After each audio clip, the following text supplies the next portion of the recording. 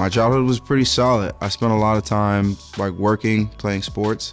Back home, people knew me for who I was, not really like what I looked like. Going to college, there was very few people of color on campus, mostly athletes, so I hung out with a lot of those kids. One night, we were just kind of doing our thing, came back to campus and apparently smelled like weed. I mean, you got a bunch of kids of color, and if they smell like weed, then there's an opportunity to try to make an example out of them. I basically got kicked out of school for that. And then that's actually when I started studying business and like really enjoyed it. So 2012, it became more apparent that cannabis is going to be more readily available and there's going to be an actual industry around it. So I spent time trying to understand the regulations and understand the industry with hopes of, potentially opening a medical spot one day. The next challenge is capital, meaning that you needed to have $500,000 worth of assets just to apply.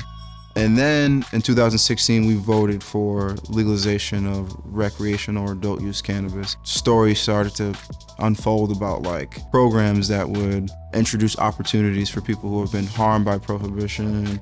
And then come 2018, the economic empowerment program rolled out and I qualified.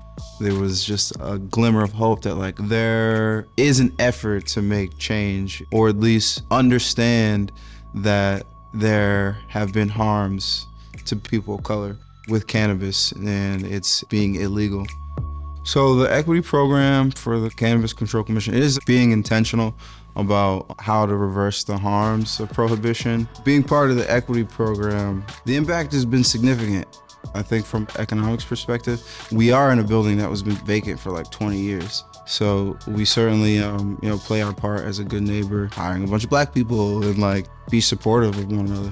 One of the hopes for the future is local communities understanding their influence and understanding the importance of taking control of the industry.